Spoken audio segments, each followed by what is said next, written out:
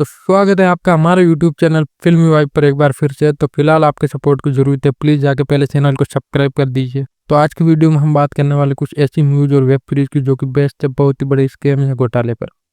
तो तुषार हीरामंडी के निर्देशन में बनी हंसल मेहता की नई वेब सीरीज का नाम है स्कैम 2003 द तेलगी स्टोरी, जो कि अब्दुल करीम तेलगी की लाइफ पर बनी है। गगन देवरिया ने इस मूवी में अब्दुल करीम तेलगी का रोल निभाया और इसकी कहानी पत्रकार संजय की लिखी किताब तेलगी स्कैम पर आधारित है, जिसमें 30,000 करोड़ के घोटाले के बारे में विस्तार से बताया गया। और ये सीरीज आपको देखने को मिलेगी सोनी लिव पर। तो लिस्ट में दूसरे नंबर पर है सैफ अली खान की बाजार। तो इस मूवी में सैफ अली खान एक शेयर मार्केट बिजनेस करते हैं जो कि खुद को शेयर मार्केट का किंग समझता है। और फिल्म में सैफ अली खान का रोल का नाम है शकुन कोठारी और उनकी बीवी का नाम है मंदिरा कोठारी, जिसको प्ले किया चित्रांगदा ने। फिल्म में सैफ अली खान के काम करने का अंदाज काफी अलग है, जिसकी वजह से लोग उनसे जलते हैं।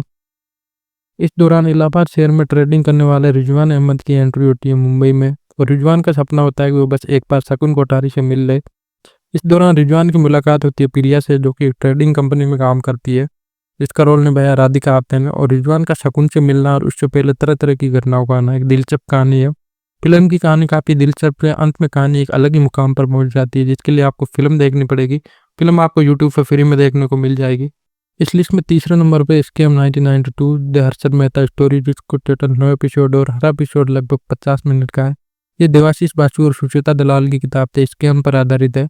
प्रतीक गांधी ने यहाँ हर्षद मेहता का रोल निभाया। और कहानी की शुरुआत में हर्षद मेहता एक आम आदमी होता है, जिसके पिता का करोड़ों का बिजनेस चौपट हो जाता है। फिर इसका परिवार आर्थिक मुसीबतों में फंस जाता है, जिसको सहारा देने के लिए हर्षद मेहता क्लर्क से लेकर सड़कों पर सामान तक बेचने का काम करते हैं। फिर वो अपना रुख करते हैं स्टॉक मार्केट की तरफ उस चीते के, और फिर वहां पे वो चीते की तरह छलांग लगाता है। परंतु एक झटका उसके और उसके परिवार को फिर से सड़क पर ले आता है। टाइम भी टाइम को बदल सकता है, और टाइम को बदलने के लिए थोड़ा टाइम दीजिए। इसी चीज के साथ हर्षद मेहता अपने भाई अश्विन के संग नई शुरुआत करता है। अपने कॉन्फिडेंस के साथ उसने बैंकों और सरकारी गैर कानूनी संस्थाओं को मुनाफे की रेस में शामिल किया, और उसकी टोपी उसके सिर करते हुए सत्ता व्यवस्था में बैठे लोगों को खिलौना बना गया, उसे पता ही नहीं चला। यहाँ सब कुछ ऐसे ही चलता है। अगर पत्रकारिता के रूप में धान नहीं होती, सुचिता दलाल नहीं होती, तो हंसल मेहता ने सुचिता के माध्यम से उस दौर की पत्रकारिता को पारदर्शी ढंग से सामने रखा। अंत तक आते आते कहानी आर्थिक रूप से राजनीतिक होने लगती है। बाकी सीरीज में क्या होता है ये जानने के लिए आपको ये सीरीज देखनी पड़ेगी, और ये सीरीज आपको सोनी लिव पर देखने को मिल जाएगी। लिस्ट में नंबर 4 पर है दुलकर सलमान की रिसेंटली रिलीज हुई movie lucky Bhaskar. Film lucky Bhaskar की कहानी है मुंबई में रहने वाले एक लड़के की। लकी भास्कर का रोल दुलकर सलमान निभा रहे हैं, और इस फिल्म में दिखाया गया है कैसे लकी भास्कर कर चुकाता है और परिवार की जरूरतों को पूरा करने के लिए हर हद तक जाता है। और वो एक बैंक कैशियर रहता है, लेकिन उसकी सैलरी मात्र 6,000 होती है, जिससे उसकी सारी जरूरत पूरी नहीं होता। उसी दौरान अपनी किस्मत आजमाने का मौका मिलता है, जिसके बाद से उसकी पूरी लाइफ ही बदल जाती है।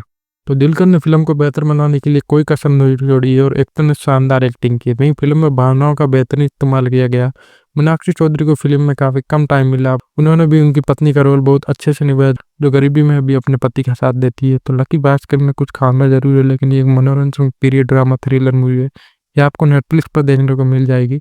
अगली सीरीज है शाहिद कपूर और विजय सेतुपति की फर्जी। तो कलाकार की कलाकारी पर पूरी दुनिया फिदा है, लेकिन क्या हो अगर कोई कलाकार अपनी कलाकारी से अपराध की दुनिया में कदम रख दे। द फैमिली मैन से ओटीटी की दुनिया में धमाल मचने वाले राज और डीके की नई वेब सीरीज फर्जी इसी कलाकारी की कहानी है। एक आर्टिस्ट है सनी, उसके नाना जी की प्रिंटिंग प्रेस अब बंद होने की कगार पर है। वो इस बिजनेस को बचाने के लिए फर्जी नोट छापने की तैयारी करता।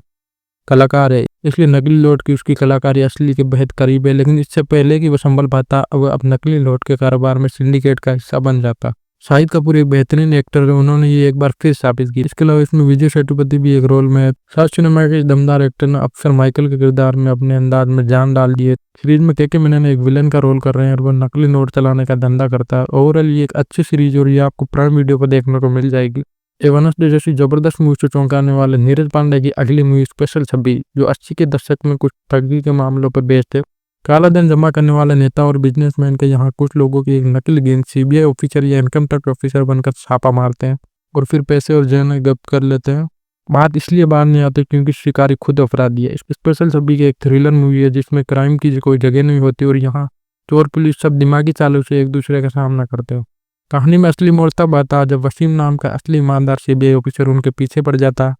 क्योंकि नकली सीबीआई के खिलाफ कोई केस दर्ज नहीं है, तो वो उन्हें रंगे हाथों पकड़ना चाहता। वसीम को इनके अगले कदम का पता चल जाता है कि ये ज्वेलरी शॉप पर छापा मारने वाले हैं। तो वसीम कामयाब होता है या नहीं, इसके लिए आपको ये मूवी देखनी पड़ेगी। मूवी अवेलेबल है गूगल प्ले पर। अगली मूवी है अजय देवगन की रेड। तो ईमानदार ऑफिसर अम्य पटनायक से नेता लोग परेशान है और अब तक उसके 49 ट्रांसफर हो चुके हैं। लखनऊ पहुंचते ही उसे संसद ताऊ सौरभ शुक्ला के बारे में जानकारी मिलती है कि इसके पास 420 करोड़ के आसपास की संपत्ति है।